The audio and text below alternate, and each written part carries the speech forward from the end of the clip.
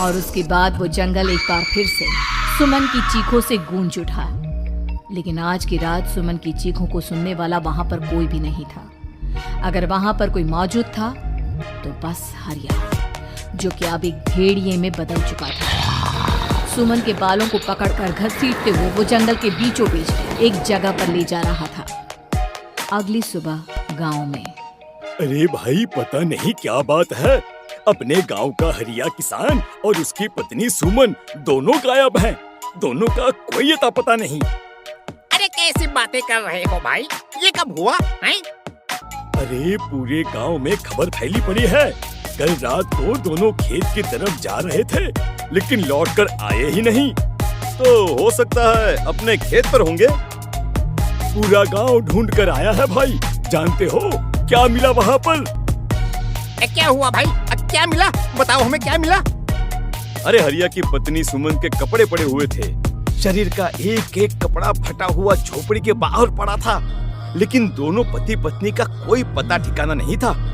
अरे भाई, लेकिन उसका जो दोस्त है ना रामू किसान, उससे पता करके आते हैं ना। अब तक तो दोनों साथ ही खेत पर जाया करते थे। हाँ, हमें उसके घर जाना चाहिए भाई। चलो चलो वहाँ चलते हैं, चलो। वो सारे लोग रामू के घर पर पहुँचते हैं। रामू अपने घर के बाहर बैठकर हुक्का पी रहा था। आज सारे के सारे लोग टोली बनाकर मेरे घर क्यों आ रहे हैं? क्या कोई मर गया क्या भाई? अरे कैसी बातें कर रहे हो? तुम्हारा सबसे अच्छा दोस्त हरिया और उसकी पत्नी गायब है और तुम यहाँ बैठकर हुक्का पिए जा रहे हो, हैं?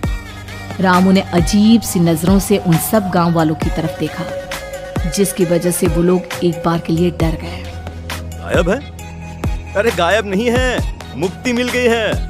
उन दोनों को मुक्ति मिली है। इस दुनिया में आकर हर इंसान पाप करता है और उसे उसके पापों के लिए मुक्ति मिलना बहुत जरूरी है।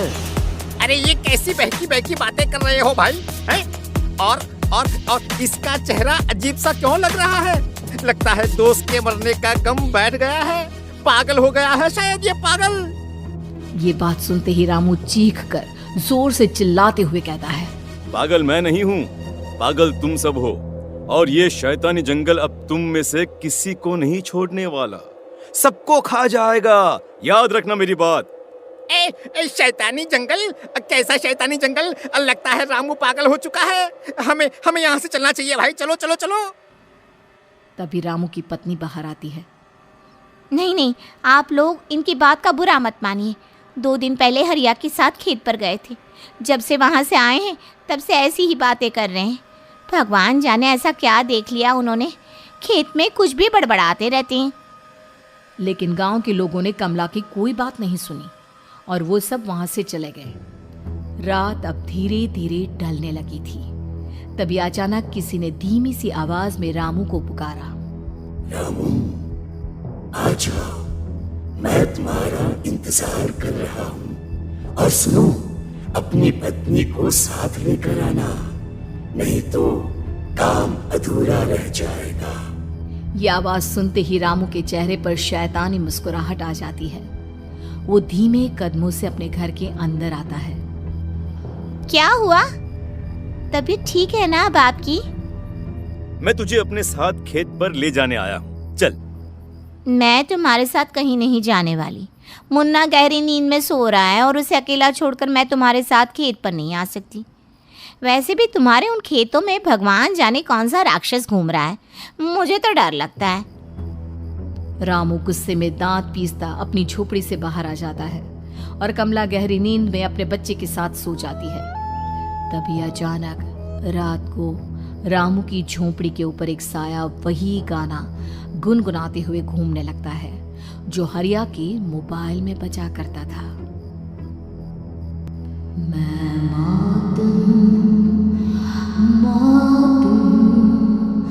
मौत जो पसरी है चारों ओर, जो आएगी कहीं से भी निगल जाएगी सबको।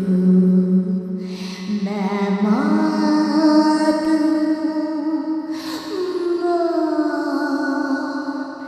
अब मैं छोड़ूंगी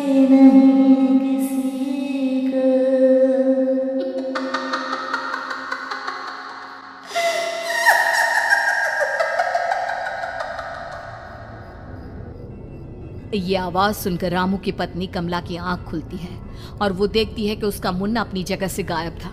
कमला चीखते हुए बाहर दौड़ कर आती है।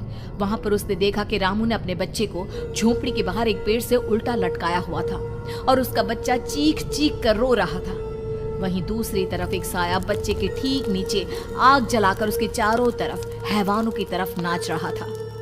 छोड़ दो मेरे बच्चे को। अरे क्या कर रहे हो तुम? शर्म नहीं आती तुम्हें अपने ही बच्चे को इस तरह मौत के हवाले करते हुए? अपना बच्चा? किसने कहा ये मेरा बच्चा है? अरे ये तो उस रामू की औलाद है, इस गांव के किसान रामू की, और मेरी दुश्मनी इस गांव के हर इंसान के साथ है। क्या कैसी बात कर रहे हो तुम? और ये औरत कौन है? ये मेरे बच्चे को खा जाएगी। तभी अचानक से उस साया ने एक बेहद खतरनाक दिखने वाली औरत का रूप ले लिया और उसकी आंखों से आग निकल रही थी। सही पहचाना तूने, मैं तेरे बच्चे को खा जाऊंगी। अगर तू अपनी इस हैवान पति रामू के साथ जंगल नहीं आई तो मैं तेरे बच्चे को खा जाऊंगी।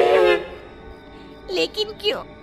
आखिर क्या चाहती हो तुम मुझसे? मुझे जंगल क्यों ले जाना चाहती हो? औरत बुरी तरह से ठहाके मार मार कर जोर जोर से हंसने लगी और साथ में रामू भी। ये तो तुझे वहां चलने के बाद ही पता चलेगा ना। अगर तू नहीं आई तो थोड़ी देर में तेरा ये बच्चा आग में जलकर मर जाएगा। चल जल्दी। नहीं मेरे बच्चे को छोड़ दो। तुम जहाँ कहोगे मैं तुम्हारे साथ चलने के लिए तैयार हूँ। और उसके बाद उस बच्चे को झोपड़ी में लिटाकर आगे आगे वो साया चल रहा था और उसके पीछे पीछे रामू अपनी पत्नी के बाल पकड़कर उसे घसीटते हुए जंगल की तरफ ले गया। जंगल में जाने के बाद कितनी खूबसूरत हो तुम। आज की रात बस तुम और मैं एक दूसरे के साथ रहेंगे। मुझे तुमसे बहुत डर लग रहा है। तुम्हें क्या हो गया है? तुम तो बिल्कुल ठीक थे। वो होगा जो हमारे बीच होना चाहिए। तो आओ अपने आप को मेरे हवाले कर दो। कमला ने डर की वजह से अपनी दोनों आंखें कसकर बंद कर ली थी। रामू ने बुरी तरह से चीख कर कमला से कहा, आंखें खोलो अपनी और मेरी तरफ देखो। कमला ने जैसे ही अपनी आंखें खोली उसने देखा कि रामू एक खतरनाक खूनी हैवान में बदल चुका था। कौन हो तुम? जाने दो मुझे। क्या चाहते हो मुझसे? वही जो एक आदमी एक औरत से चाहता है। मैं तुम्हारा पति रामू नहीं बल्कि इस जंगल का एक भेड़िया हूँ और आज की रात तुम्हारे खून से अपनी प्यास बुझा जाऊं। और उसके बाद वो जंगल कमला की दर्दनाक चीखों से गूंज उठा। अगली सुबह कमला के कपड़े भी जंगल में उसी तरह पाए गए जैसे कि सुमन के पाए गए थे। इस घटना के बाद पूरे गांव में दहशत का माहौल था। अपने माँ बाप की मौत और गांव में हो रहे इस तरह की घटनाओं की खबर सुनकर किशन शहर से गांव लौट आया था। अपने माँ बाप की बेदर्द मौत की वजह से वो बहुत परेशान था। तभी अचानक उसे अपने घर में खाट के नीचे पड़ा हुआ वो मोबाइल फोन मिला जो उसने अपने पापा हरिया को गिफ्ट किया था। अरे कितने प्यार से पापा के लिए मोबाइल फोन लेकर आया था।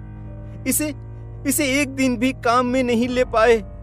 और आखिर कौन है जो गांव में इस तरह की हत्याएं कर रहा है? क्या है इन सब के पीछे? क्या है? मुझे पता करना ही होगा, वरना एक दिन पूरा का पूरा गांव खाली हो जाएगा। इस गांव में एक भी जिंदा इंसान नहीं बचेगा। गांव के लोगों की मदद करने के इरादे से किशन अपने गांव से दूर एक दूसरे गांव में बहुत बड़े तांत्रिक के पास मिलने के लिए गया।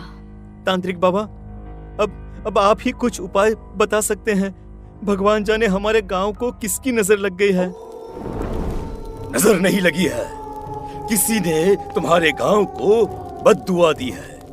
किसी सताई हुई आत्मा का प्रकोप है और अब वो पूरे गांव में किसी को नहीं छोड़ेगी जब तक उसकी आत्मा को शांति नहीं मिल जाती। अरे लेकिन ऐसा कौन है बाबा? किसकी आत्मा है और कैसे मिलेगी उसे शांति? मौत है, मौत कहीं से भी आएगी और सबको निगल जाएगी। इससे बचने का सिर्फ एक ही उपाय है, लेकिन उस उपाय को करना आसान नहीं होगा। जो भी उस उपाय को करने की कोशिश करेगा उसकी जान जा सकती है। भले ही मेरी जान चली जाए, लेकिन मैं अपने गांव के लोगों की जान बचाने की पूरी कोशिश करूंगा बाबा। तो ठीक है, फिर अगली अमावस की रात जैसा मैं कहता हूँ वैसा ही करना। अमावस की रात तांत्रिक के बताए अनुसार किशन अपने साथ केरोसिन लेकर जंगल की तरफ चल पड़ा। उसके हाथ में देवी के मंदिर का सिंदूर भी था। किशन जंगल के बीचों बीच पहुंचा। ये देखकर उसकी आंखें फटी की फटी रह गई। वहां एक उबलते पानी का तालाब था और कई लोगों की लाश लटक रही थी। किशन की माँ बाप की लाश भी वहीं थी। माँ, बापू, क्या हो गया? ये क्या हो गया? तभी वहां पर एक औरत और आदमी आते हैं। उन्हें देखकर किशन चौंक जाता है। गोपाल काका, आपकी तो 5 साल पहले मौत हो गई थी। और निर्मला काकी, आप? मौत तो हो गई थी, लेकिन तुम ये नहीं जानते कि हमारी मौत कैसे हुई थी। क्या कहना चाहते हैं आप? कुछ नहीं, बस ये जान लो कि अब इस गांव में कोई जिंदा नहीं बचेगा। लेकिन क्यों काकी? क्योंकि 5 साल पहले इन गांव वालों ने मुझे डायन बताकर पत्थर मार मार के मार डाला। मेरी कोई गलती नहीं थी। गांव का एक बच्चा क्या लापता हुआ, सारा इल्जाम मेरी पत्नी पे डाल दिया। और जब मैंने निर्मला की जान बचाने की कोशिश की तो मुझे भी मार डाला। आपके साथ ये बहुत गलत हुआ काकी, लेकिन आप जो कर रहे हैं वो भी सही नहीं है ना? तुम यहाँ से चले जाओ वरना तुम भी नहीं बचोगे। हमारी आत्मा पिछले 5 साल से मुक्ति के लिए भटक रही है। चले जाओ यहाँ से। मौका देखकर किशन सिंदूर उन दोनों के ऊपर डाल देता है। उनका शरीर जलने लगता है और वो भयानक तरीके से चिल्लाने लगते हैं। अगले ही पल किशन उनके ऊपर केरोसिन डाल देता है और वो दोनों जल जाते हैं। किशन अपने माँ बाप और दूसरी लाशों का अंतिम संस्कार करवाता है और अपने घर लौट आता है। लेकिन वो अभी भी इस बात से अनजान है कि मोबाइल अभी भी बज रहा था। मैं मौत हूँ।